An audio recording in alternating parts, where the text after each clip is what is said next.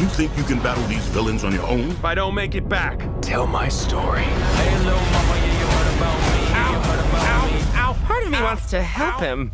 No, this is how he learns. So, what do you think?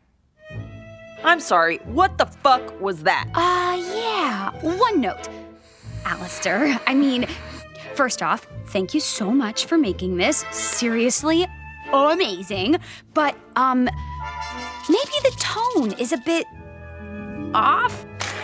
We want people to want to come here. This makes it look, Bad. The word you're looking for is bad.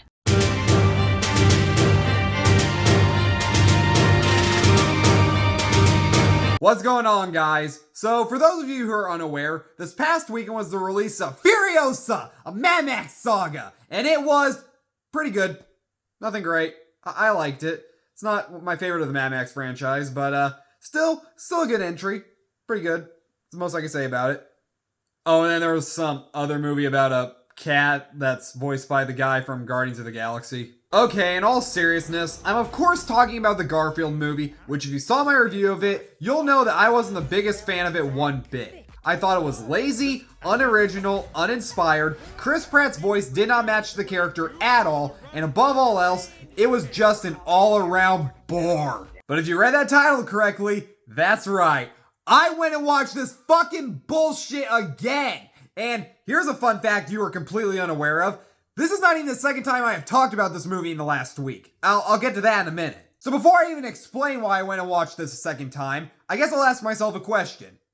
Is there anything positive I can say about this movie besides that the first 10 minutes are okay? Well, I guess the only other kind of positive thing I can say is that it's a little funny how at the beginning, Garfield acknowledges the audience and he says, "This is a story that is not gonna disappoint one bit." Bull fucking shit. Okay, so with all that out of the way, why the fuck did I go watch this again despite hating it so much the first time? Okay, so it's kind of a simple story. My brother and a group of his friends wanted to go watch this movie. He called me up asking if I would get them in. I agreed, and I tried. I tried so hard to warn him that this movie was terrible. I even was like, dude, go see Furiosa, go see If, go see literally anything else. I got to the theater after he called me, not realizing that Garfield didn't start for another damn hour. So I waited there for a goddamn hour, waiting for him and his friends, and they show up like 10 minutes before the movie started. Actually, it was kind of funny. He called me first saying, "We want to watch Garfield." I was like, okay. Then a little bit later, he was like, "Oh, we want to watch Planet of the Apes now." All right.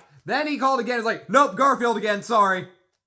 Dude, make up your mind. The movie starts playing, and at first, everything seems to be going fine, except for the fact that I'm watching the fucking Garfield movie again, even though I could have gone home. But as we all know, I'm a certified, bona fide dumbass. Oh, and I forgot to mention, this is gonna be a little bit of a spoiler talk, so if you're the one person who doesn't want spoilers for the Garfield movie, you've been warned. So, we get to the part in the movie where Vic, Garfield's dad, starts explaining to Garfield why he abandoned him all those years ago, and that is when my brother and his group of friends really started to lose it on this movie. And I couldn't help but just start dying laughing because I tried so hard to warn them that this movie was fucking bullshit.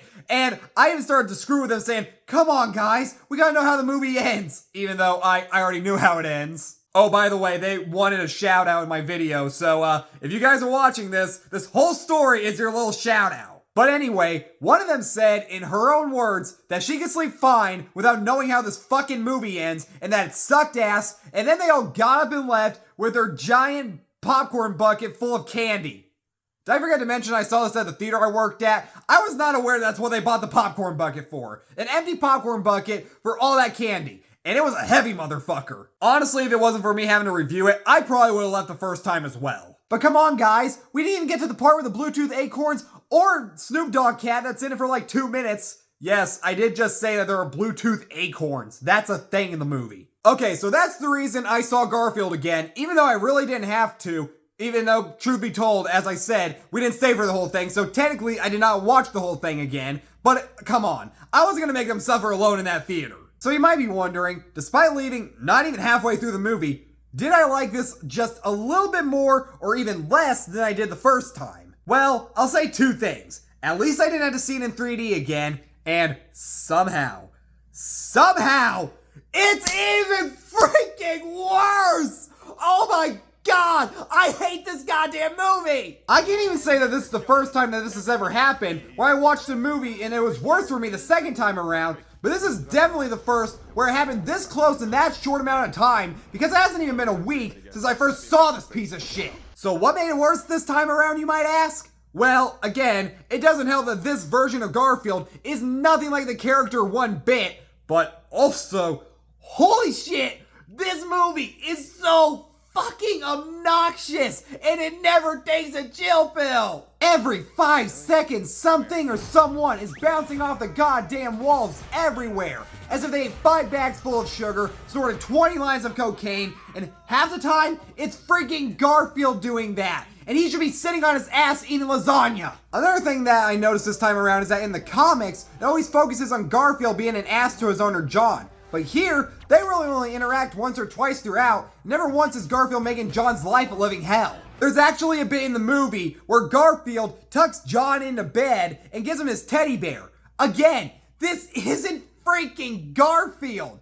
Come on, the comic is 3 little panels. It's not that hard to read. And one thing I forgot to mention in my original review is that this movie is filled with so much obvious product placement, especially the Olive Garden. Not even kidding, there's a shot where they focus in on a box from the freaking Olive Garden. Hell, they even mentioned it in the trailer. You've obviously never been in an Olive Garden that's run out of breadsticks. The Sonic movie was less obvious with their Olive Garden product placement. As for other reactions I've gotten from people from this movie, a friend of mine at work said that she thought it was disrespectful to the character of Garfield, that she took her 4-year-old, I want to say she said her brother, took her 4-year-old brother to see this movie, and apparently he was so bored out of his mind that he wanted to leave. Kids will probably like this fine. The kids like anything bright and colorful. Well, apparently that's a fucking lie now. Another friend of mine said that she agreed with everything that was said in my review, and then another friend got onto me because he really liked it. And I seriously don't get it. I mean, have your own opinion, of course, but you know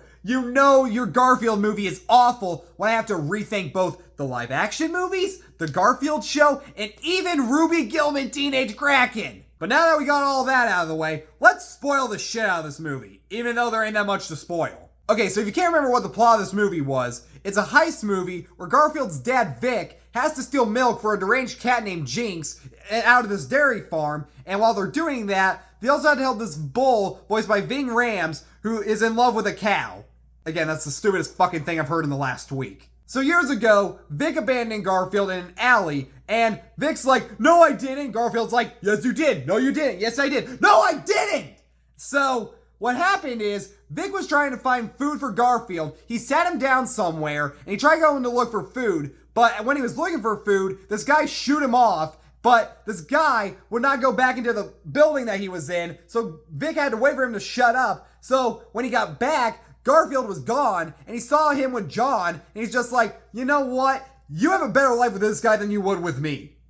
So that's what happened with Garfield and Vic. So this leads us to where they gotta break into the dairy farm and steal the milk, which inevitably leads to Vic having to abandon Garfield again because they're getting chased by this police officer who I thought was voiced by Amy Sedaris, but apparently it wasn't. So that gets Garfield and Odie sent to the pound where they interact with Snoop Dogg Cat for 2 minutes, and then John picks him up, takes him back home, and Garfield's like, wait, Vic was here the whole time? Because Vic apparently sat in a tree across the street watching Garfield every Sunday night, and he would mark anytime that he was there. Oh, and I forgot to mention, in the flashback where they show Vic looking for food for baby Garfield, it's playing all this sad violin music, and it's all sad, and it's just so fucking manipulative. And again, this is freaking Garfield! That doesn't work for Garfield! This sarcastic ass fucking character! I'm sorry, this bouncy, energetic, off-the-walls character. Oh, and then they had a climax, which takes place on a train, kind of like Mission Impossible. And then, Nermal has a cameo at the end. He doesn't say or do anything. He's just there, because it's Nermal.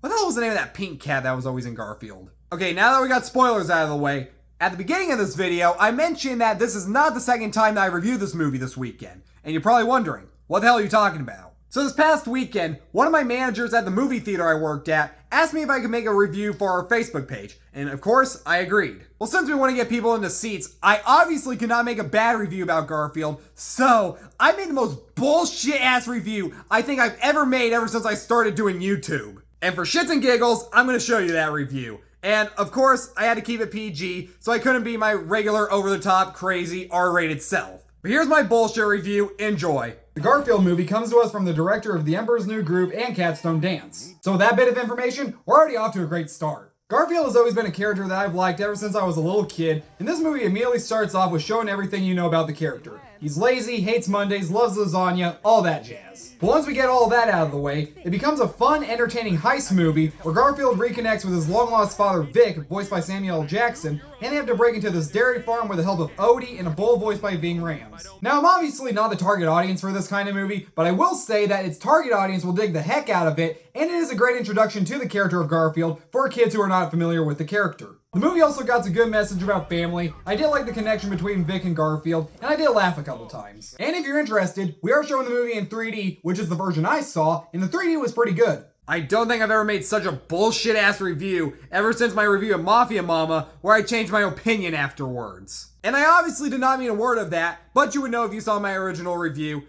But it was fun to make that for work, I guess. So guys, if you really cannot put it together, don't go see the Garfield movie. You have better things to do in life. And if you do take the family to a movie soon, take them to literally anything else besides this, no matter the rating. Except for The Strangers Chapter 1. That is so much worse than Garfield. Oh, and yes, I still stick by my D+ rating because I like the first 10 minutes and really that's it. This movie's so freaking awful. And I hope this is the last time I have to talk about it for a while. Because, you know, one day I might do it as a watching and talking. But definitely not anytime soon.